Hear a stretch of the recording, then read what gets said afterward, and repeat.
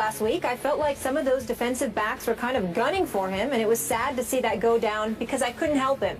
From the line, you can see it as you're running your route, and you're running a vertical route, and you take a peek at the safety before you look at the ball, and you just see him head down trying to spear you. You can see that from a mile away. He's a smart kid. He understands that. But it's just unfair. It kind of made me upset watching it. Now, Cruz missed that game with a calf strain, an injury that's kept him out of practice again on Tuesday. Jag safety Sergio Brown and cornerback Devon House denied those accusations. Antonio Pierce joins us now. Good morning. Morning. Thank you so much for being with us. Yes. Obviously, ODB lit it up last season as a rookie, became a household name, but let's put him on the hook here. How difficult is this season going to be for ODB? First of all, you're on a Madden cover as a second-year player. You go to New York City and you take away all the shine from Victor Cruz, Eli Manning, the Jets, and everybody else, and you're the biggest star. And you did that in 12 games.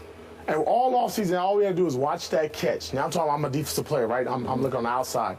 And I'm tired of hearing about that. Sure. You know, I'm tired of seeing you do the whip. I'm tired of seeing you doing all your dance moves. You know, I dealt with that a little bit when we played Chad Johnson and Terrell Owens. You wanted to take those guys out. And I mean that in the sense you wanted to physically harm them. You want to say, you know what? I'm tired of seeing your antics. I'm tired of seeing that. You respect him as a football player, but you know, skill-wise, you probably can't match up with him. But what you can take advantage of is being physical and get in his head. And if you're on the sideline of the Giants like Victor Cruz and you're watching your top player get taken out, if I'm Victor Cruz, I can't wait to get on the field because now some of that's going to get relieved.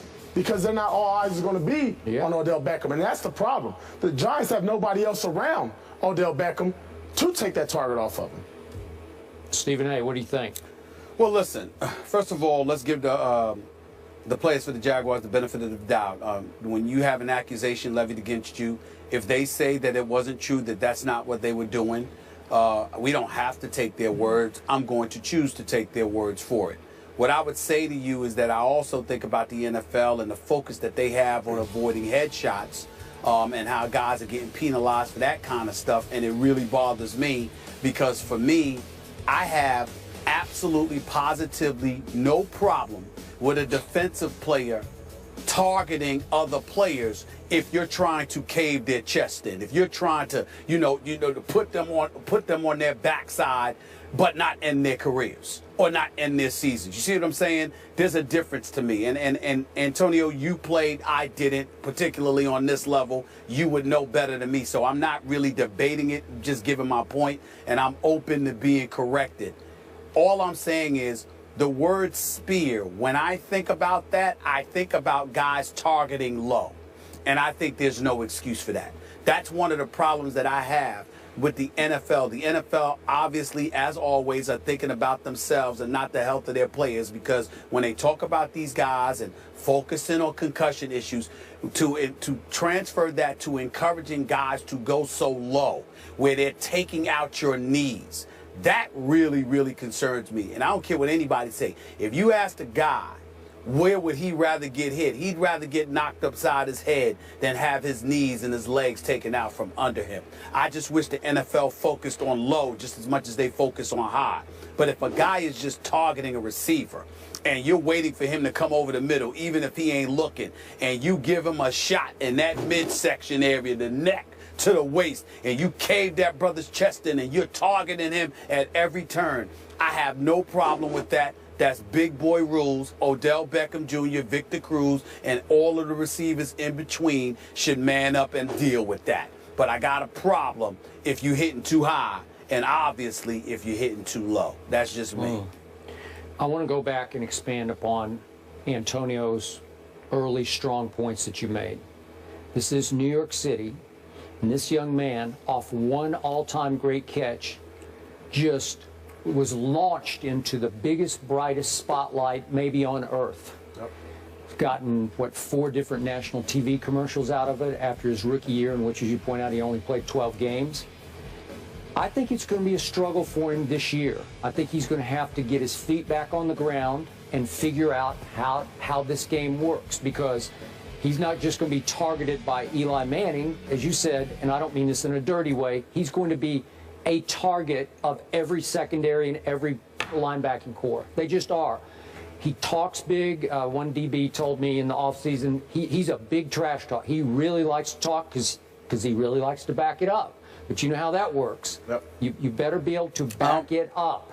So I think he's in for a little bit of a struggle this year, a grind. Hey, guys, the only thing I want to add is this. The catch was sensational. But this guy in 12 games did more than catch one pass. 91 receptions, 1,305 yards in 12 games. That's not one reception. That's a brother that came onto the scene and has proven he can ball. And you're going to have to deal with him because he's clearly capable of dealing with you. Odell Beckham Jr. is a big-time young receiver, and he's put the NFL world on notice that he has arrived. Now they're dealing with him. But it ain't because of one catch. The one catch may have helped him get the endorsements, but it's also the other 90 catches had a lot to do with it in the 1,305 receiving yards. In your rookie year in 12 games, 4 games shy of a full season? You know how many yards this brother could have accumulated over the course of 4 games? I can't ignore that. One thing about football, regardless of who you are, you can be a Hall of Famer, greatest of all time. It will humble you. It will humble you. Somebody will humble you. And you just got to understand that. It's going to happen at some point. Okay, and Stephen A., back to your point, I get it. The numbers are just sensational through the 12 games. But my friend Casey Joyner has a piece running right now on ESPN.com, and you can call it nitpicking if you will, but I respect Casey's breakdown knowledge.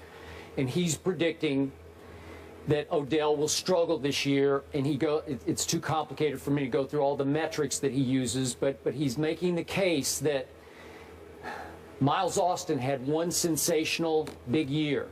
Mike Wallace had one big sensational year, and then they kind of fell back to here, you know, where they're pretty good, but they're not great.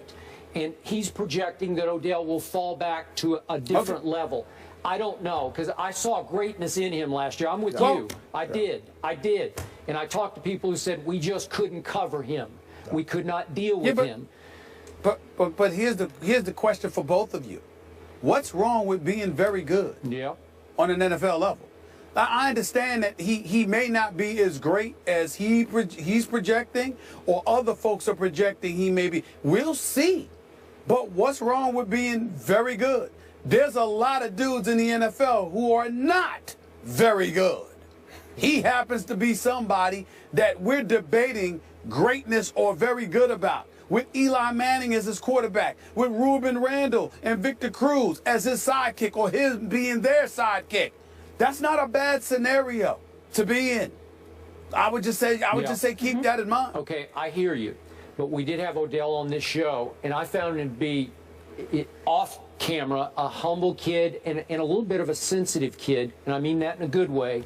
And if it doesn't go quite right, the humbling effect it's going to hit him hard because all he knows is sensational success so far in this league. Wait a minute. But that's part of greatness. What about New York, real quick, Steve? What about New York? In New York, when you're on top of the world, you're on top of the world. And you know real quick, they'll drop your legs from underneath you. I'm talking about the media and everybody surrounding you. From being the first of the line to the end of the line, it can happen real quick. But why are they gonna drop you, Antonio? No, why are they gonna drop you, AP? Only if your performance is not up to play. That's my point. They're gonna drop you if your performance is worthy of you being dropped. So the bottom line is he's got to go out and ball. He knows that. I have a silver lining for New York fans. I know you talked about the Madden curse. 11 players on Madden ended up with injuries or production dropping. But how about this? The 2 receivers, Larry Fitzgerald and Calvin Johnson, who are both on Madden, they had a increase in production the 2 years they were on. So for wide receivers, if we're going to believe in curses there.